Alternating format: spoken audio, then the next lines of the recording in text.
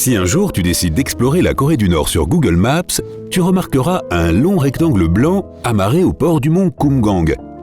Ce n'est pas un super yacht ni un bateau, c'est le premier hôtel flottant du monde. Conçu en Suède, construit à Singapour, ouvert en Australie, déplacé au Vietnam, puis en Corée du Nord, cet hôtel de 7 étages a parcouru environ 15 000 km en une décennie. Au début des années 80, un homme nommé Doug Tarka décida de faire venir des touristes à Townsville, en Australie, non loin de la Grande Barrière de Corail. Tarka, un plongeur professionnel, désirait trouver un moyen de montrer le célèbre récif aux voyageurs sans risquer de l'abîmer. Tarka commença par offrir des visites du récif dans un catamaran équipé d'un fond en verre. Ensuite, il voulut non seulement que les gens puissent voir la barrière, mais aussi qu'ils puissent séjourner dans ses environs dans des bateaux de croisière amarrés le long de la côte. Mais la mise en œuvre de cette idée était très difficile et il fallut l'abandonner. Alors, quelques mois plus tard, Tarka prit une grande décision, celle de construire le premier hôtel flottant du monde. Alors qu'il réfléchissait aux moyens de réaliser son projet, une entreprise suédoise l'a contacté. Spécialisé dans les dortoirs flottants des plateformes pétrolières, il est apparu que sa technologie serait parfaitement adaptée à ce futur flottel. Conception, OK. Prochaine étape, la construction. C'est à ce moment qu'une entreprise singapourienne est entrée en jeu. Pour la belle somme de 20 millions de dollars, le double selon les taux actuels, ses dirigeants ont accepté de construire cet hôtel novateur. Mais l'ambitieux projet rencontra alors le premier de ses nombreux obstacles. En raison de quelques problèmes contractuels, la livraison fut retardée de plus de 6 mois. Contrairement à un bateau de croisière, l'hôtel flottant ne pouvait pas se déplacer tout seul. Alors quand il fut prêt et que tous les problèmes furent résolus, un énorme navire de transport le remorqua sur ses premiers 4000 km jusqu'en Australie. Mais entre-temps, la rumeur avait déjà fait son chemin. Aujourd'hui, il existe toutes sortes d'hôtels flottants à travers le monde. Mais n'oublie pas que nous parlons des années 1980. C'était le premier de ce genre et l'idée était alors révolutionnaire. Du coup, les gens se précipitèrent pour réserver des chambres des mois à l'avance et plusieurs groupes hôteliers souhaitèrent avoir leur part du gâteau. Le Four Seasons finit par remporter l'appel d'offres. Ainsi, tout était prêt pour son ouverture. Au début de 1988, le John Brewery Floating Hotel arriva enfin à Townsville. 6 ancres massives furent utilisées pour l'immobiliser. C'était censé être l'une de ces destinations de rêve que l'on met sur sa liste de choses à voir absolument.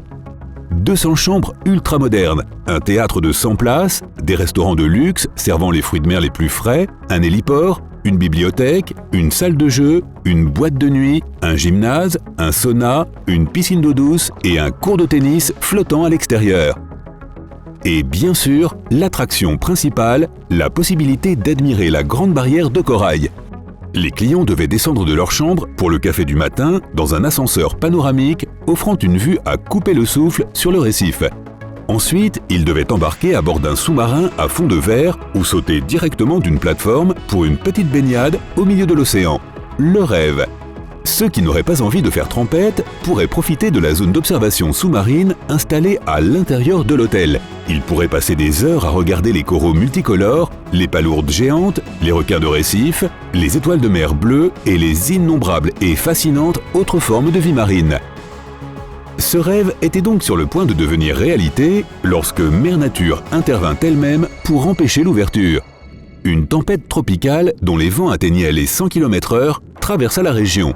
Elle endommagea gravement la piscine, engloutit l'observatoire sous-marin et détruisit le bateau-navette destiné aux clients.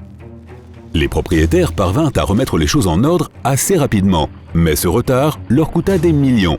L'hiver aurait été le moment idéal pour ouvrir un hôtel aux touristes de l'hémisphère nord en manque de soleil. Dommage. En mars 1988, le Flotel ouvrit enfin ses portes avec un taux de réservation de 85%. Les prix atteignant les 1100 $ par chambre et par nuit n'effrayèrent pas les passionnés de plongée. Il leur fallait également débourser 120 $ pour un trajet de 90 minutes en bateau-navette jusqu'à l'hôtel qui se trouvait à 65 km de la côte. Il était possible de faire un voyage de 20 minutes en hélicoptère, mais cela coûtait 2 fois plus cher. Tout cet argent ne suffit cependant pas à maintenir l'hôtel à flot pendant longtemps. Les propriétaires durent dépenser des sommes inouïes pour respecter les normes environnementales dans la zone du récif. Ils ne pouvaient pas utiliser de peinture ordinaire, peu coûteuse, pour la coque.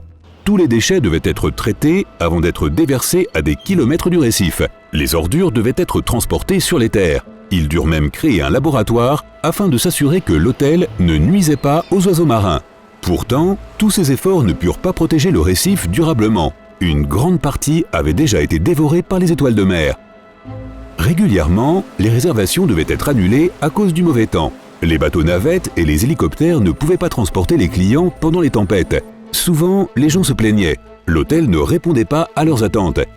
Certains avaient le mal de mer, d'autres s'ennuyaient tout simplement. Une fois que les clients avaient fait l'expérience de la plongée, il ne restait pas grand-chose à faire à bord. Comme s'en souvient un ancien membre du personnel, même les pizzas livrées par hélicoptère ne réussissaient pas à satisfaire cette clientèle désappointée. Voilà comment l'intérêt du public ne dura pas longtemps. Étant donné que le bâtiment flottait au milieu de nulle part, tout ce que tu pouvais voir était la mer et encore la mer. Un spectacle rapidement monotone.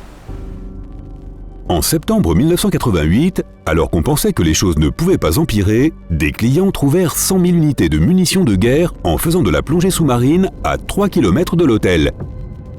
Rien ne put rattraper cet incident. Même quand ils baissèrent le prix d'une chambre double à 130 $ par nuit, le taux d'occupation resta inférieur à 25%. Les propriétaires de l'hôtel perdaient des sommes folles. Ils décidèrent donc de le vendre à une société japonaise en 1989. Le bâtiment, qui avait passé à peine un an en Australie, fut transféré à Ho Chi Minh Ville, dans le sud du Vietnam. Le pays connaissait alors un véritable boom touristique, mais manquait de logements luxueux pour les autres étrangers. À son arrivée au Vietnam, après avoir parcouru près de 5000 km, il fut rénové, redécoré selon le goût local et rebaptisé le Saigon Floating Hotel. Il devint l'un des lieux de vie nocturne les plus prisés de la région. Les nouveaux propriétaires créèrent de nouvelles discothèques et 400 employés hautement qualifiés furent chargés de maintenir la propreté et le confort des chambres et des installations. L'hôtel fut extrêmement populaire durant plus de 9 ans. En 1997, on comptait un grand nombre d'hôtels de luxe dans la région de Ho Chi Minh Ville. Des entreprises étrangères étaient venues y construire des hôtels tous plus cool et somptueux les uns que les autres. Les propriétaires japonais de notre hôtel flottant tentèrent de s'adapter à la nouvelle concurrence pendant quelques années encore. Mais hélas, ils durent jeter l'éponge. Le Flotel fut vendu à Hyundai Asan, une entreprise sud-coréenne spécialisée dans les projets d'investissement en Corée du Nord. L'hôtel fit un bref voyage à Singapour pour des rénovations. De là, il fut installé dans la région touristique du mont Kumgang, en Corée du Nord. Une fois de plus, il changea de nom et devint incroyablement populaire auprès des habitants des deux Corées. On expérimentait alors un tourisme partagé et de nombreuses familles purent même se retrouver après des années de séparation. Pendant 8 ans, l'hôtel prospéra et fut plus prisé que ceux de la capitale. Après tout, il était plus moderne et plus confortable. Bien sûr, il n'avait plus sa piscine ni son court de tennis, mais un nouveau casino avait vu le jour. Les choses paraissaient enfin se résoudre pour cet historique hôtel flottant, jusqu'en 2008. Cette année-là, un incident mortel vint tout gâcher. Son activité fut soudainement interrompue. Depuis, il est à l'abandon, vide et prenant la rouille. Le pays projette aujourd'hui d'y faire revenir les touristes, mais malheureusement, l'hôtel le plus malchanceux du monde ne verra probablement jamais les nouveaux travaux de rénovation commencer. On le dit mal construit, démodé et dépourvu de caractère national. Avec sa peinture écaillée et ses chambres vides et silencieuses, l'hôtel flottant, jadis un projet révolutionnaire ayant suscité l'enthousiasme du monde entier, vit à présent ses derniers jours dans l'attente de sa démolition.